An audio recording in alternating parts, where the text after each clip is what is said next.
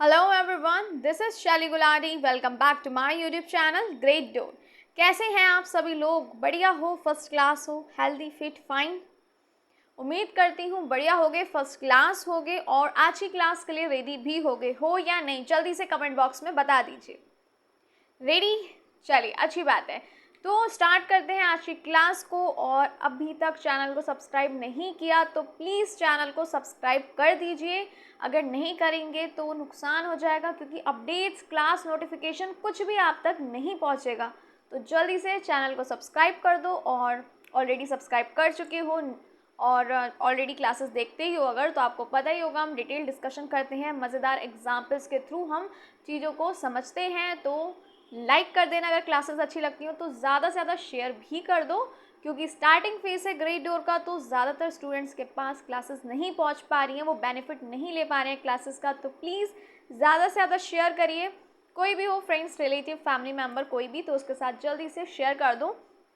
Classes Monday to Friday चलती हैं, 8 बजे चलती हैं। और एक और बात, मैंने पहले बोला था कि हमारी 2 क्लासेस रह गई थी जो हमें फ्राइडे सैटरडे को कंप्लीट करनी थी, बट कुछ रीजंस की वजह से मैं क्लास नहीं ले पाई, तो इसलिए थोड़ा सा शिफ्ट हो गई क्लासेस इस वीक।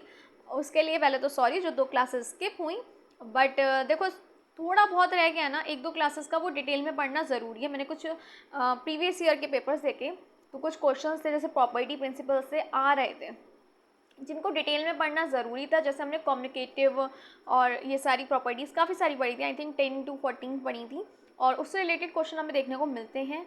क्लास ऑलरेडी हो चुकी है, डिटेल डिस्कशन हुआ था विद एग्जाम्पल्स, और PYQ भी उससे रिलेटेड हमने करे हैं। और क्लास आपको मिल जाएगी प्लेलिस्ट में, मैथ्स पैडागॉजी बाय शैली गुलाटी, ऑलरेडी ग्रेट डोर पे बनी है। दिक्कत आ रही हो तो उसी टाइम कमेंट बॉक्स में पूछ लेना, किसी क्वेश्चन, थ्योरी, प्रॉपर्टी, प्रिंसिपल, किसी में भी। तो प्लीज़ जल्दी से जाओ, अगर कोई क्लास स्किप हो गई है तो देख लो, वरना हो जाएगी दिक्कत, क्योंकि सीटेट को भी अब हल्के में नहीं ले सकते हैं हम। सब कुछ पढ़ना है, पैडागॉजी सब क्या है, अंडरस्टैंडिंग वाली चीज़ें हैं, समझने वाली है। रट्टाबाजी का यहाँ कोई काम नहीं है, और ग्रेट डोर पे तो वैसे भी रटने का कोई काम है ही नहीं। तो स्टार्ट करते हो आज की क्लास को। चलो देखें आज हम क्या क्या पढ़ने वाले हैं। कल हमने देखो बात करी थी एवोल्यूशन की, रेमेडियल टीचिंग, डायग्नोस टेस्टिंग, और भी काफ़ी कुछ पढ़ा था। और आज हम पढ़ने वाले हैं कुछ मैथड्स के बारे में।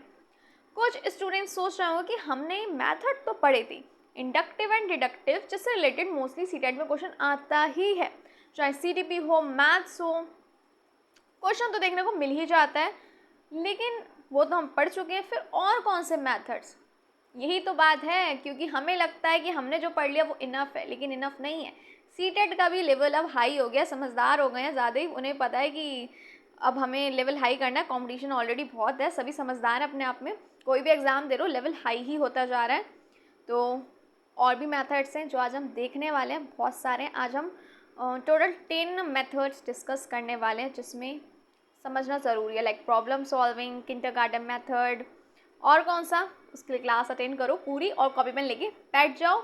स्टार्ट करते हैं टीचिंग मेथड्स इन मैथमेटिक्स। चलो सबसे पहले आ जाता है आपका एनालिसिस मेथड। इसमें क्या होता है, हम कठिन से सरल की ओर बढ़ते हैं, मूव करते हैं complex to simple.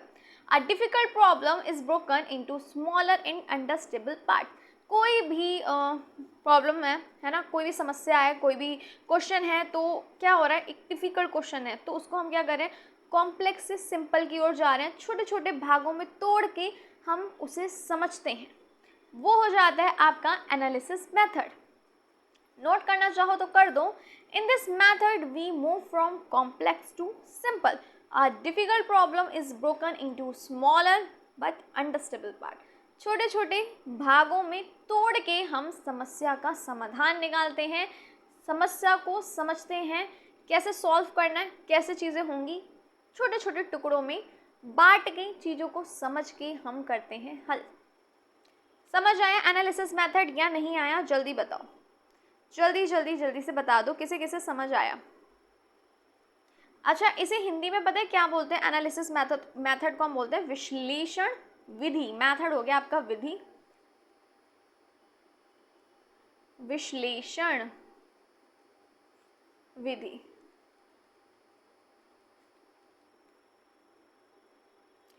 For example 12 × 15 है ना। तो इसे हल करने से पहले क्या किया, 12 × 10 करा है ना बच्चे ने, 12 × 5 किया, देन जो आया उसको कर लिया क्या, प्लस, है ना। टुकड़ों में बांट के हल करना, ये तो एक एग्जाम्पल है। बाकी बच्चों की एज के हिसाब से हमें एक्टिविटीज़ प्लान करनी चाहिए, एग्जाम्पल्स देने चाहिए। ये तो एक छोटा सा बस ट्रेलर है, एक छोटा सा एग्जाम्पल है कि कैसे हम टुकड़ों में कर सकते हैं। फॉर एग्जाम्पल डायरेक्ट पूछ रहे हैं हम 7 × 5 कितने होते हैं। अब हमारे लिए ईजी है, 7 × 5 = 35, हमें पता है। लेकिन जो बच्चे ने अभी टेबल स्टार्ट कर रहे हैं, अभी 7 का बेचारा सीख रहा है, चीज़ें कर रहा है, तो हम कैसे सिखा सकते हैं बच्चे को धीरे धीरे, जैसे टुकड़ों में बच्चा करके डिवाइड करके समझ रहा है। डायरेक्ट 7 × 5 = 35 की जगह जैसे आपने पूछ लिया बच्चे से 7 7 7 7 है हमारे पास टॉफ़ीज़, चलो टॉफ़ीज़ है आपके पास 7, है ना, कैंडीज़ है, और 7 टॉफ़ीज़ हैं, या 7 छोड़ो, चलो सीधा सीधा सिंपल वाला अगर मैं बोलूँ 10 टॉफ़ीज़ हैं, ठीक है, और 5 स्टूडेंट्स हैं। तो 10 टॉफ़ीज़ 5 स्टूडेंट्स को देनी है, तो कैसे होगा। या फिर हम एक एग्जाम्पल और देख सकते हैं, 7 ऐसा कर सकते हैं 7 × 8 है ना। इसको डायरेक्ट ना पूछ के हम ये कह सकते हैं कि क्या है, 7 क्या है, ग्रुप्स है, ग्रुप्स हैं, 7 ग्रुप्स हैं कितने के, ऑफ 8, है ना। 8 लोगों के 7 ग्रुप हैं, तो टोटल क्या हुआ, कितना हुआ। तो अगर बच्चा डिवाइड कर करके अभी सीख रहा है, नई चीज़ सीख रहा है, तो बच्चे ने क्या किया, पहले किया 7 × 5, है ना। 7 ग्रुप हो गए, 7 ग्रुप में कितने के, 8 बच्चों के, ठीक है। तो ऐसे करके कर लिया बच्चे ने 7 × 5 35 प्लस 7 × 3 5 हो गए, 3 ही तो बचे। 7 ग्रुप में 8 बच्चों के, तो 7 × 5 = 35 प्लस 7 × 3 = 21, इनको जोड़ लिया, आ गया कितना आपका, आ गया 56। बड़े प्रॉब्लम को छोटे छोटे पार्ट में सॉल्व करना सिंपल। कंफ्यूज हो रहे हो अभी भी, तो बताओ, या ये सब भी छोड़ दो, सिंपल से समझ लो। एनालिसिस मेथड में हम जाते हैं कॉम्प्लेक्स, कठिन से जटिल से सरल की ओर। कोई बड़ी समस्या को छोटे छोटे हिस्से में करके क्या करते हैं, हम समझते हैं और करते हैं सॉल्व। चलो अब देखो, इतनी बात तो चलो हमारी हो गई। अब क्या, अब हम इसके थोड़े एडवांटेज भी देख लें। इसके एडवांटेजेस क्या हैं, फ़ायदे क्या हैं। फ़ायदे नुकसान तो हर किसी में, हर कोई सोचता है ना कि किस चीज़ के क्या प्रॉफिट्स हैं, क्या लॉस हो रहा है, एडवांटेज डिसएडवांटेज, ये तो खैर हर कोई ही सोचता है, राइट और रॉन्ग। तो इससे क्या होगी, लॉजिकल थिंकिंग डेवलप होगी, है ना। स्टेप बाय स्टेप बच्चा जब टुकड़ों में सॉल्व कर रहा है ना, 1 बाय 1, तो क्या हो रही है, स्टेप बाय स्टेप क्या हो रही है, क्लियरिटी हो रही है, और ये स्लो लर्नर्स के लिए परफेक्ट है, सुटेबल है। बताओ जल्दी से मुझे बताओ, किसे किसे समझ आ गया और किसे किसे हो रही है दिक्कत। धीमा सीखने वाले बच्चों के लिए ठीक है, उपयुक्त है, स्टेप बाय स्टेप, क्योंकि क्लियरिटी मिल रही है और आप तार्किक सोच भी डेवलप हो रही है, विकसित हो रही है। बट डिसएडवांटेजेस वो भी तो देखने पड़ेंगे। तो इसमें क्या है, बच्चा डिपेंड हो रहा है ऑन टीचर, है ना। Child becomes dependent on teacher, and creativity और सेल्फ डिस्कवरी का स्कोप थोड़ा कम है इसमें। क्लियर है या नहीं है, तो ये है इसका लॉस। आगे बात करते हैं हम सिंथेसिस मेथड की। सिंथेसिस मेथड जिसको हम क्या कहते हैं, किसे किसे पता है बताओ, किसे किसे पता है, कौन सी विधि है ये है हमारी संश्लेषण विधि। संश्लेषण विधि ये भाई है हमारी बिल्कुल एनालिसिस मेथड के अपोजिट। उसमें हम जा रहे थे जटिल से सरल की ओर, कॉम्प्लेक्स से सिंपल की ओर, बट इसमें है अपोजिट। इसमें हम जाएंगे सरल से जटिल की ओर, और क्या करेंगे, नई नॉलेज को क्या करेंगे, कंबाइन करेंगे जो बच्चा ऑलरेडी जानता है उससे। और ये तो बढ़िया है ना। हम ऑलरेडी कई बार ये चीज़ देख चुके हैं, जब नई चीज़ सिखानी हो तो प्रेयर नॉलेज से कनेक्ट करो, बच्चा ईजिली समझता है, कॉन्सेप्ट क्लियर होते हैं, तो मेथड अच्छा है। अगर हम सिंपल टू कॉम्प्लेक्स जा रहे हैं और प्रेयर नॉलेज से कनेक्ट कर रहे हैं, देन बच्चा जो है चीज़ों को अच्छे से बेहतर तरीके से समझता है। जैसे कि लर्निंग बाय डूइंग हो गई, प्रेयर नॉलेज से कनेक्ट करना, तो ये चीज़ें जो होती हैं बेस्ट होती हैं लर्निंग में। ये हम ऑलरेडी डिस्कस कर चुके हैं। इसमें क्या होता है, जो बच्चा ऑलरेडी जानता है उससे नई नॉलेज को जोड़कर बच्चा क्या है, सीखता है, समझता है चीज़ों को। We move from simple to complex, combining known facts to form new knowledge. नई नॉलेज क्या होती है, फॉर्म होती है। बच्चा नई चीज़ें सीखता है जब हम जो ऑलरेडी बच्चा जानता है उससे कनेक्ट करते हैं। ये बात किसे किसे समझ आई, जल्दी बताओ, किसे किसे ये बात समझ आ रही है? समझ आ गई? प्रियर नॉलेज से क्या करें, जो बच्चा ऑलरेडी फैक्ट्स को जानता है उससे न्यू नॉलेज बच्चे की फॉर्म की जा रही है। यहाँ तक बताओ किसे दिक्कत आ रही है, किसे दिक्कत आ रही है, जल्दी बताओ। क्लियर हो गया तो नोट कर लो जल्दी से। नोट्स प्लीज़ साथ साथ बनाते चलो, और अगर मेरी क्लासेस अच्छी लगती हो तो please don't forget to like, share and subscribe. इसका एक एग्जाम्पल देखें, चलो एग्जाम्पल तो देख लेते हैं। एग्जाम्पल तो सबको ही लगता है कि हो तो थोड़ा क्लियरिटी मिल जाती है, तो चलो एग्जाम्पल की बात करें। जैसे कि एज अ टीचर, ठीक है, आप टीचर हो, आपने बच्चे को पढ़ाया, ठीक है, पैरामीटर है जैसे। अब इसमें क्या, जो बच्चा जानता है फैक्ट्स उससे क्या न्यू नॉलेज क्या करें, फॉर्म करें, है ना। पैरीमीटर ऑफ रेक्टेंगल है जैसे कि क्या होता है perimeter of rectangle, 2l + b, we know very well, है ना। Perimeter of rectangle 2l + b है। बच्चे के लिए बहुत मुश्किल है, आपको भले ही पता हो, पर बच्चे के लिए तो भाई बड़ा डिफिकल्ट है। अगर क्वेश्चन आ जाए तो ये बच्चे ने सीखा नहीं है, तो नई नई चीज़ें होती हैं ना। हमारे लिए ABCD ईजी है, बट उनके लिए टफ है, अभी सीख रहे हैं बेचारे बच्चे। तो 2l + b। अब बच्चा जो है ऑलरेडी जानता है एडिशन, सब्ट्रैक्शन, मल्टीप्लिकेशन, बच्चा जानता है। बच्चा क्या है, अब इसमें हम क्या कर रहे हैं, कंबाइन कर रहे हैं। जो बच्चा चीज़ जानता है उसको नई नॉलेज से, एडिशन, मल्टीप्लिकेशन बच्चा जानता है, तो उससे क्या हो रही है, न्यू नॉलेज फॉर्म हो रही है। बच्चे ने क्या किया, अप्लाई किया फॉर्मूले में जो बच्चे ने सीखा हुआ है, न्यू नॉलेज क्या हो रही है, फॉर्म हो रही है। क्लियर है या नहीं है? नॉन नॉलेज को कंबाइन करना। अब यहाँ तक बात हुई है तो थोड़ा फ़ायदे और नुकसान तो इसके भी देखने ही पड़ेंगे। चलो, फ़ायदे क्या है, ये इनकरेज करता है क्रिएटिविटी को भी और इंडिपेंडेंट थिंकिंग को भी। डेवलप करते हैं पावर टू अप्लाई नॉलेज, स्वतंत्र सोच को ये बढ़ावा देता है। पुराने ज्ञान को नए ज्ञान से जोड़ता है। जल्दी से नोट करना चाहो तो कर लो। और develop power to apply knowledge, हम सिंपली ये भी कह सकते हैं कि ज्ञात ज्ञान का उपयोग करना आता है।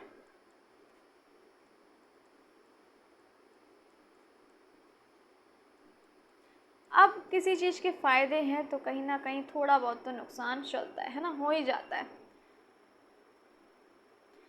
डिसएडवांटेज क्या है, बेसिक कॉन्सेप्ट क्या होते हैं, वीक होते हैं, नॉट सुटेबल। कब, जब बच्चे के बेसिक कॉन्सेप्ट क्लियर ही नहीं होंगे तो दिक्कत हो सकती है। क्या कनेक्ट करोगे, बच्चे को भी एडिशन मल्टीप्लिकेशन में दिक्कत हो रही है तो फॉर्मूले में कैसे, भले उसे फॉर्मूला पता है 2l + b है, बट जब उसे एडिशन नहीं आ रहा, मल्टीप्लिकेशन नहीं आ रहा, दिन कैसे करेगा। फॉर्मूला पता है फिर भी नहीं कर पाएगा क्योंकि बेसिक कॉन्सेप्ट कमज़ोर हैं बच्चे के। तो ये डिसएडवांटेज हैं उन बच्चों के लिए जिनके बेसिक कॉन्सेप्ट हैं वीक। कभी कभी क्या होता है, बच्चे कंफ्यूज भी हो जाते हैं। जो यंग लर्नर्स होते हैं हमारे, कैसे स्टार्टिंग है जैसे चीज़ों के सीखने की, तो वो थोड़ा बहुत कंफ्यूज भी हो जाते हैं। कह सकते हैं उन बच्चों के लिए थोड़ा सा दिक्कत हो सकती है। नेक्स्ट पहुँचे, नेक्स्ट कौन सा मेथड है, हम 2 मेथड ऑलरेडी पढ़ चुके हैं। Third one is problem solving method. Students learn by solving real life और मैथमेटिकल प्रॉब्लम्स। अब बच्चा कैसे सीखता है, इसमें प्रॉब्लम सॉल्विंग, समस्या समाधान विधि। सिंपल, हमें ये चीज़ पता है फिर भी हम लिख देते हैं क्योंकि हमारे हिंदी लर्नर्स भी ऐड हैं तो हमें उनको भी लेके चलना है साथ में। समस्या समाधान विधि, इसमें बच्चे प्रॉब्लम सॉल्व करके सीखते हैं। रियल लाइफ्स की हो, मैथमेटिकल प्रॉब्लम्स हो, शॉपिंग, बार्गेनिंग एंड ट्रैवलिंग, हर चीज़ में क्या रियल लाइफ प्रॉब्लम आ रही हैं, बच्चा फेस कर रहा है और उनसे सीख रहा है। कह रहे हैं ना कि बच्चा जब खुद करता है या एक्सपीरियंस से, रियल लाइफ प्रॉब्लम से बहुत कुछ सीखते हैं, तो ये वही है समस्या समाधान विधि, जिसमें बच्चा क्या कर रहा है, सीख रहा है। समझ आ गया ना, इसमें बच्चा समस्या को, प्रॉब्लम को सॉल्व करके सीखेगा। कोई भी है रियल लाइफ की, जैसे कि अब आप गए सामान लेने, सामान आपने ली, स्टेशनरी ली, कॉपी लिया, पेन लिया, आपको मम्मा ने दिए थे ₹150, 50 का आपने ले लिया सामान, अब कितने बचे? तो इस टाइप की प्रॉब्लम सॉल्विंग हो गई। आपके हिसाब से इजी होगा, बच्चों के हिसाब से यही बहुत मुश्किल होगा। चलिए, अब इसके स्टेप्स क्या होंगे? समझना, अंडरस्टैंडिंग द प्लान, प्रॉब्लम, समस्या क्या है, फिर उसका प्लान बनाना, फिर carry out the plan, and and में क्या होगा, आप आंसर चेक करेंगे। तो ये हैं 4 स्टेप्स इसके। तो प्लीज़ जल्दी से नोट कर लीजिए। समस्या को समझना, योजना बनाना, हल करना, उसके बाद आंसर चेक करना, उत्तर जांचना। नोट कर लीजिए प्लीज़ सारे steps. Understand, plan, solve, then check. कोई कंफ्यूजन हो रही हो किसी में भी तो प्लीज़ बता देना। बढ़ा जाए आगे या नहीं? एडवांटेजेस क्या होंगे इसके? ये इसमें क्या होता है, इससे विकसित होती है critical thinking, reasoning and decision making. जैसा कि हमने ऑलरेडी अभी देखा कि अगर आपको मम्मा ने दिए ₹150, 50 के आगे स्टेशनरी बचे कितने, तो इस टाइप से रीजनिंग हो गई, सही गलत, क्रिटिकल थिंकिंग, ये सारी चीज़ें डेवलप होती है। ये क्या करता है, मैथ्स को रियल लाइफ से कनेक्ट करता है। जैसे मैं पहले भी कई बार एग्जांपल दे चुकी हूँ ऑलरेडी, जैसे प्रॉफिट लॉस वाली चीज़ें थी। छोटे बच्चों के लिए प्रॉफिट लॉस ऑफ कोर्स नहीं आता है, बड़े उस पर आता है, लेकिन एडिशन सब्ट्रैक्शन हो गया। मम्मा साथ सब्जी लेने गए, मम्मा ने 100 रुपये दिए, 45 की सब्जी आ गई, कितने बचे, बच्चे से पूछ रहे हैं। तो इस टाइप की चीज़ें जो डेली लाइफ में बच्चा मैथ्स को अप्लाई कर सके, सॉल्व कर सके, मैथ्स सिर्फ नंबर फॉर्मूला तक सीमित नहीं रहे। इससे कॉन्फिडेंस, आत्मविश्वास और सेल्फ रियलाइजेंस क्या होता है, बिल्ड होता है। ये चीज़ याद रखना, आत्मनिर्भरता जो है ना वो बढ़ती है और आत्मविश्वास भी बढ़ता है। Clear clear clear? स्टेप सारे नोट कर लिए ना आप लोगों ने? बढ़ा जाए आगे। अब एडवांटेजेस तक तो हमने बात कर ली, डिसएडवांटेजेस भी देख लेते हैं। तो टाइम कंज्यूमिंग है, क्लासरूम के हिसाब से थोड़ा समय ज़्यादा लगता है, और बड़े लार्ज क्लासेस जो होते हैं उसके लिए मुश्किल है थोड़ा, है ना, बड़े वर्ग में ये कठिन है।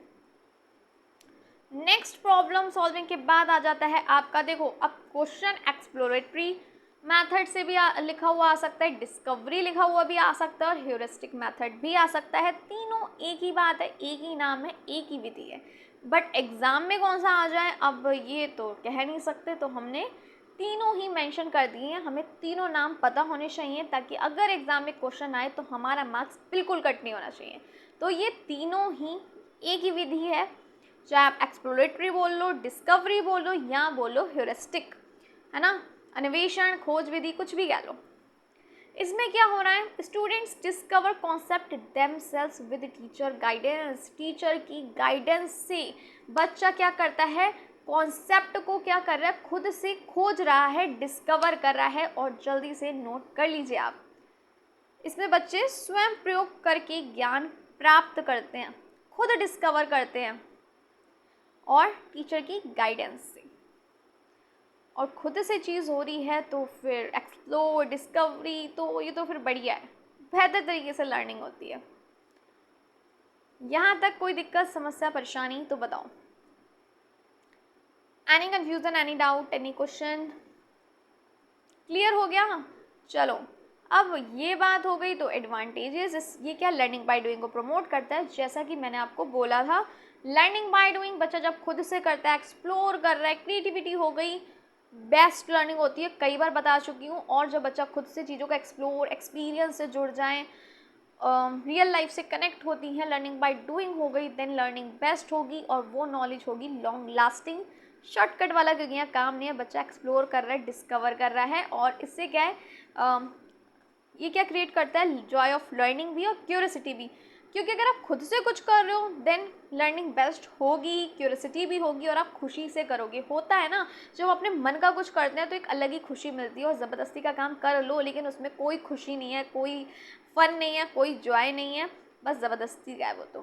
तो जल्दी से सारे एडवांटेजेस नोट कर लो, एग्ज़ाम में पूछे जा सकते हैं आपसे। ऑप्शन दे दिए, इनमें से कौन से एडवांटेज होगा डिस्कवरी मेथड का, देन आपको पता होना चाहिए, और पता तभी होगा जब आपके कॉन्सेप्ट्स होंगे क्लियर।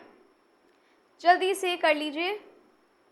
स्वयं सीखने की आदत जो होती है ना, वो भी इसका एडवांटेजेस है, स्वयं सीखने की आदत। ज्ञान लंबे समय तक याद रहता है, सीखना मज़ेदार बनता है। लेकिन इसका बस डिसएडवांटेज कह लो, लेकिन फ़ायदा मुझे ज़्यादा लगता है ऑनेस्टली। ज़्यादा टाइम लगता है, रिसोर्सेज की ज़रूरत है, बट हर एक टॉपिक के लिए सूटेबल नहीं है। हो सकता है कन्फ्यूज़न हो अगर प्रॉपर गाइडेंस ना मिले, बट मेरे अकॉर्डिंग तो अच्छा है। लर्निंग बाय डूइंग, एक्सप्लोर करना बेस्ट है। तो फिर भी डिसएडवांटेज होगा तो यही होगा, बट टाइम लग रहा है तो ठीक है ना, बच्चा बेहतर तरीके से सीख रहा है, शॉर्टकट वाला काम नहीं हो रहा है, लॉन्ग लास्टिंग लर्निंग हो रही है। और बच्चा जब खुशी से सीख रहा है तो फिर अलग ही बात है। और ये मेरे हिसाब से तो बेस्ट है कि लर्निंग बाय डूइंग भी हो रही है, डिस्कवर, एक्सप्लोर, क्रिएटिविटी, जॉय, सब कुछ हो रहा है इस मेथड में। तो मेरे अकॉर्डिंग तो ये बेस्ट लग रहा है। देन आ जाता है आपका ग्रुप मेथड भी बोल सकते हो, कोऑपरेटिव लर्निंग मेथड भी बोल सकते हो। जैसे इसमें ग्रुप डिस्कसिंग हो गई, फ्रेंड्स का ग्रुप हो गया, या टीचर ने ग्रुप बना दिए क्लास में 5-6 बना दिए और कोई प्रोजेक्ट दे दिया, साथ में मिलकर कर रहे हैं, एक दूसरे से सीख रहे हैं और नॉलेज शेयर कर रहे हैं, थॉट्स शेयर कर रहे हैं, फीलिंग शेयर कर रहे हैं, सही गलत डिस्कशन हो रहा है। तो इससे बच्चा क्या है, बेहतर तरीके से सीखता है। तो ग्रुप लर्निंग अच्छी है, ये भी बेस्ट कहूँगी मैं। तो students learn in group by discussing and helping each other, एक दूसरे की हेल्प करते हैं, एक दूसरे से सीखते हैं, और कहते हैं ना कि शेयरिंग, वो भी सीख जाते हैं। तो इसके फ़ायदे तो हैं, नोट करना चाहो तो कर लो इसको जल्दी से। इसको हम बोलते हैं हिंदी में सहयोगात्मक विधि, सहयोगात्मक विधि। और क्या कहेंगे हम इसे, और हम इसे कहेंगे समूह अधिगम विधि। बच्चा समूह में सीखता है। क्लियर हुआ या नहीं हुआ? एक बच्चे को कोई भी प्रोजेक्ट दे दो, ग्रुप एक्टिविटीज़ हो गई, तो डिस्कशन, डिबेट, अलग अलग टॉपिक दे दिए, तो लर्निंग बहुत अच्छी होती है। बच्चे जब एक दूसरे से बात करेंगे, सीखेंगे, किसी को किसी चीज़ की नॉलेज होगी, किसी को किसी चीज़ की, एक दूसरे की हेल्प से क्या होता है, लर्निंग अच्छी होती है। आगे बढ़ते हैं। इसके फ़ायदे तो आपको पता चली गए जो मैंने बताए, सोशल स्किल्स डेवलप होंगी, कॉपरेशन भी और पीयर लर्निंग भी। सहयोग और टीम की जो भावना है वो क्या होती है, भावना आती है ना। जेलसी वाली चीज़ नहीं होती है, बल्कि एक दूसरे से सहयोग करके, हेल्प करके सीखते हैं, शेयरिंग आ जाती है, और मैथमेटिक्स का डर है वो कम होता है। इंक्लूसिव क्लासरूम के लिए ये काफ़ी यूज़फुल है। गणित का डर भी क्या होता है, ख़त्म होता है। साथ ही से सीखना, कोऑपरेट करना बच्चे सीखते हैं, एडजस्ट करना सीखते हैं। चलिए, अब थोड़ा सा एडवांटेज हम इसलिए देख रहे हैं, लेवल अप है तो हमें हर चीज़ देख के चलनी पड़ेगी। कई बच्चे क्या होते हैं, वो एक ज़्यादा ही दूसरे बच्चों पे डिपेंड हो जाते हैं कि अरे वो कर तो रहे हैं, चलो साइड से हट लो, है ना। थोड़ा बहुत करके हट लिए, बाकी बच्चे कर तो रहे हैं। और अगर बहुत ज़्यादा ग्रुप हो जाता है तो थोड़ा सा कंट्रोल करना मुश्किल हो जाता है टीचर्स के लिए। देन हमारा नेक्स्ट आ जाता है डेमोन्स्ट्रेटेड मैथड। डेमोन्स्ट्रेट करना, कुछ आप शो कर रहे हो। Teacher show and explain the concept, कोई टूल हो सकता है, कोई एड हो सकता है, टीचिंग लर्निंग मटेरियल हो सकता है। बच्चे को दिखाया जा रहा है और कॉन्सेप्ट को एक्सप्लेन किया जा रहा है। फॉर एग्जांपल डस्टर दिखाया जा रहा है और क्यूबॉइड का जो कॉन्सेप्ट है उसको आप एक्सप्लेन कर रहे हैं। तो ये एग्जाम्पल हो जाएगा आपका डेमोन्स्ट्रेटेड मैथड का। क्लियर है या नहीं? बर्थडे कैप हो गई, कोन का जब कॉन्सेप्ट आप समझा रहे हो। क्लासरूम गेट हो गया जब आप रेक्टेंगल के बारे में बच्चे को बता रहे हो। क्लियर? तो ये एग्जाम्पल हो गया आपका डेमोन्स्ट्रेटिव मेथड्स के, जिसको हम देखो डेमोन्स्ट्रेशन हमें पता है प्रदर्शन हम बोलते हैं, तो ये कहेंगे हम इसे प्रदर्शन विधि। शिक्षक मॉडल या वस्तु दिखाकर क्या होता है, इसमें पढ़ाता है। क्लियर है? चलो आगे बढ़ते हैं फ़ायदों की तरफ। क्या है इसके फ़ायदे? तो एब्स्ट्रैक्ट कॉन्सेप्ट जो होते हैं वो क्लियर और कॉन्क्रीट होते हैं। फॉर एग्जांपल आप क्लास डोर हो गया, विंडो दिखा के आप बच्चे को रेक्टेंगल का कॉन्सेप्ट क्लियर कर रहे हैं। कॉन्क्रीट के होते से आप देख सकते हैं, टच कर रहे हैं, है ना। तो एब्स्ट्रैक्ट कॉन्सेप्ट क्या हो जाते हैं, वो क्लियर हो जाते हैं। और saves time for large class, time भी बच रहा है लार्ज क्लास के लिए, बड़े वर्ग के लिए समय बचता है। अब डिसएडवांटेज क्या होता है, चिल्ड्रन बिकम पैसिव लर्नर्स। बच्चे क्या है, एक्टिवली नहीं है ना इसमें। टीचर्स एक्सप्लेन कर रहे हैं, बच्चे चुपचाप सुन रहे हैं, समझ रहे हैं, देन बच्चे क्या हुए इसमें पैसिव हुए और इसमें अच्छे टीचिंग एड्स की, टीचिंग लर्निंग मटेरियल्स की ज़रूरत पड़ती है। क्लियर है यहाँ तक या नहीं, बताओ मुझे। उम्मीद करती हूँ क्लास अच्छी लग रही होगी, और अगर अच्छी लग रही है तो प्लीज़ जल्दी से चैनल को सब्सक्राइब कर दो, क्लासेस को ज़्यादा से ज़्यादा शेयर करो ताकि स्टूडेंट्स बेनिफिट ले सकें। नहीं पहुँच पा रही हैं स्टूडेंट्स तक क्लास, लेकिन आप ज़्यादा से ज़्यादा शेयर करिए ताकि बेनिफिट मिल सके, और लाइक भी कर दीजिएगा। आगे पहुँचते हैं, नेक्स्ट मेथड है हमारा 7th मेथड जो है प्रोजेक्ट मेथड। इसमें क्या हो रहा है, प्रोजेक्ट मेथड सबसे पहले तो प्रोजेक्ट को हम बोलते हैं परियोजना विधि। परियोजना विधि हम कहते हैं।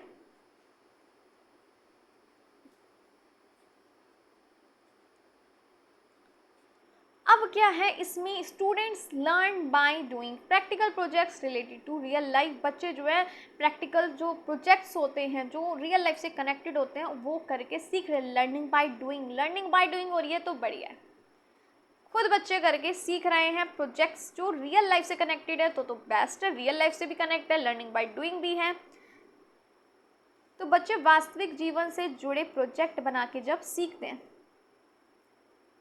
यहाँ तक क्लियर हुआ या नहीं हुआ, पहले तो मुझे यही बता दो। क्लियर है? चलो अब इसके भी फ़ायदे देख लेते हैं। ये क्या है, मैथ्स को रियल लाइफ से कनेक्ट कर रहा है। ऑब्जर्वेशन, कैलकुलेशन, क्रिएटिविटी सब क्या हो रही है इसमें, डेवलप हो रही है, यानी विकसित हो रही है, और ये तो अच्छी बात है ना। अवलोकन, गणना यानी कैलकुलेशन, और क्रिएटिविटी यानी रचनात्मकता बढ़ती है, विकसित होती है, डेवलप होती है। सेल्फ लर्निंग टीम वर्क को एडवांटेज क्या है, इंक्रीज करती है, यानी बढ़ावा देते हैं ये सेल्फ लर्निंग को भी और टीम वर्क को भी, एंड ये अच्छी बात है। यहाँ तक क्लियर हो गया आपको? Clear clear clear. उम्मीद करती हूँ क्लासेस अच्छी लग रही होगी, मुझे कमेंट बॉक्स में ज़रूर बताना कैसी लग रही हैं। देन डिसएडवांटेज क्या होगा, इसमें समय, मनी और प्लानिंग की ज़रूरत पड़ती है, and difficult to access individual performance, यानी व्यक्तिगत मूल्यांकन जो होगा वो एसेस करना डिफ़िकल्ट होगा, कठिन होगा मूल्यांकन करना इंडिविजुअल परफॉर्मेंस का। फिर आ जाता है नेक्स्ट आपका फील्ड ट्रिप मेथड, जो शायद काफ़ी सारे स्टूडेंट्स को अच्छा लगता होगा अपने स्कूल टाइम में, जिसको हम बोलते हैं शैक्षिक भ्रमण विधि।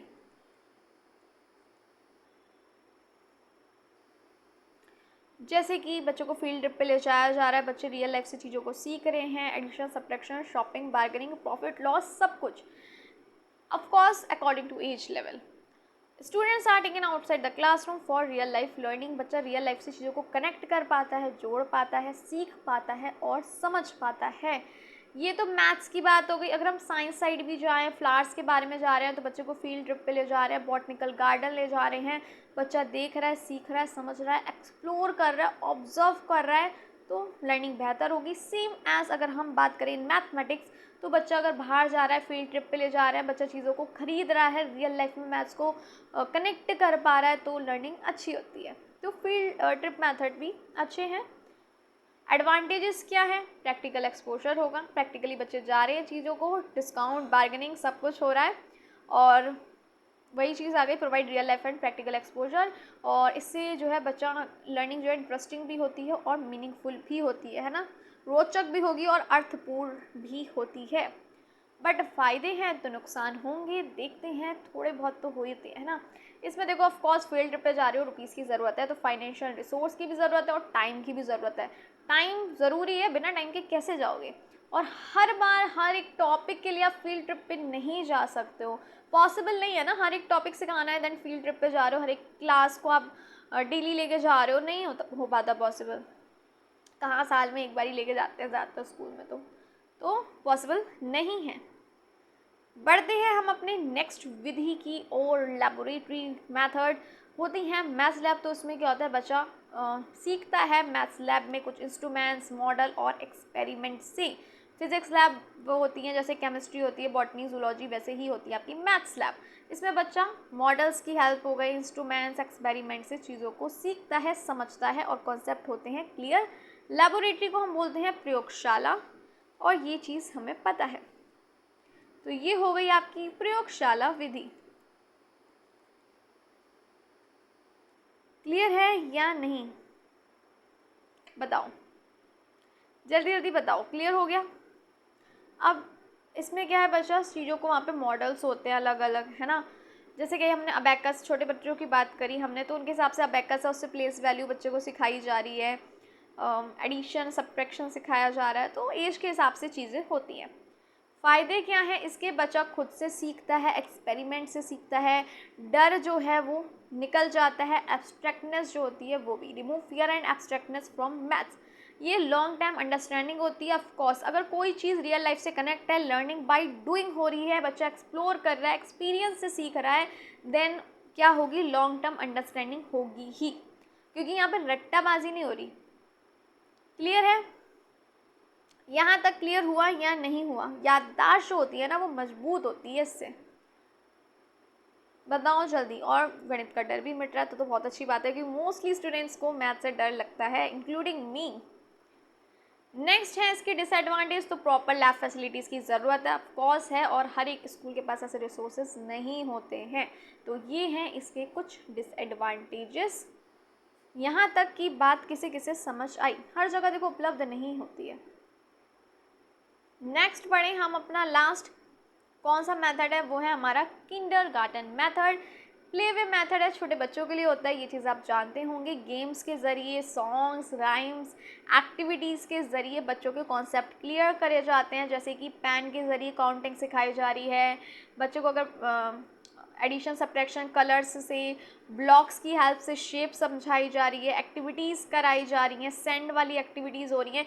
बच्चे खेल कूद में ही सीख लेते हैं सब कुछ, ना बोर होंगे, ना स्ट्रेस होगा, ना एग्ज़ाम का, ना किसी और चीज़ का। मज़े मज़े में बच्चा मैथ को सीख लेता है, और ये तो बहुत अच्छी बात है। जब बच्चा डरेगा नहीं, खुशी खुशी सीखेगा, खुशी खुशी स्कूल जाएगा, और वेट करेगा डेली स्कूल जाने का कब टाइम हो। तो किंडरगार्टन मेथड आपको मैं बता दिया। यंग लर्नर्स जो है, छोटे छोटे बच्चे हैं, प्ले वे में सीखते हैं। एडवांटेज है, इंटरेस्ट डेवलप होगा, जॉय, क्यूरियोसिटी, सब कुछ होता है डेवलप। पेन ले रही थी, पेज ही चेंज हो गया। तो यंग लर्नर्स के लिए भी है, और मल्टी सेंसरी क्या हो रही है इसमें, ये ओ बाई मिस्टेक हो गया, कट कर दिया। लर्निंग हो रही है, बच्चा चीज़ों को देख रहा है, छू रहा है, सुन रहा है, महसूस कर रहा है और सीख रहा है, बिल्कुल मज़े में, फन वे में हो रही है लर्निंग। डिसएडवांटेजेस क्या होंगे इसके, ये हायर क्लासेस के लिए सुटेबल नहीं है, ये बात हम जानते हैं। किंडरगार्टन में छोटे छोटे प्यारे प्यारे मासूम से बच्चे होते हैं। टाइम कंज्यूमिंग है, टाइम लगता है। If used beyond early years, अगर क्या किया जाए, टाइम कंज्यूम है अगर बियॉन्ड अर्ली ईयर्स यूज़ किया जाए, यानी इस्तेमाल किया जाए, समय अधिक लगता है। ऊंची कक्षाओं में उपयुक्त नहीं है, ये चीज़ हमें पता है। इसमें एज के हिसाब से ही ये चीज़ें होती हैं, और ये भी हम पढ़ चुके हैं। अब बताओ, देखो अब तो टॉकिंग पैन भी आने लगे हैं ना, बुक पे रखो और वो प्रोनाउंसिएशन करेक्ट क्या होती है, वो टॉकिंग पैन आते हैं, उससे पता चल जाती है। वो बुक्स आती हैं आजकल, अबैकस हो गया, और काफ़ी सारे गेम्स आ रहे हैं आजकल, नंबर गेम्स आ रहे हैं, कोई इतनी प्यारी प्यारी एक्टिविटीज़ आ रही हैं। बच्चे को गाना गाना में ही अल्फ़ाबेट सिखा दिए जाते हैं। तो काफ़ी सारी चीज़ें हैं जिससे बच्चे सीख सकते हैं without any stress. Stress free learning होगी, जॉयफुल प्ले वे में बच्चा मज़ेदार तरीके से सीख जाता है।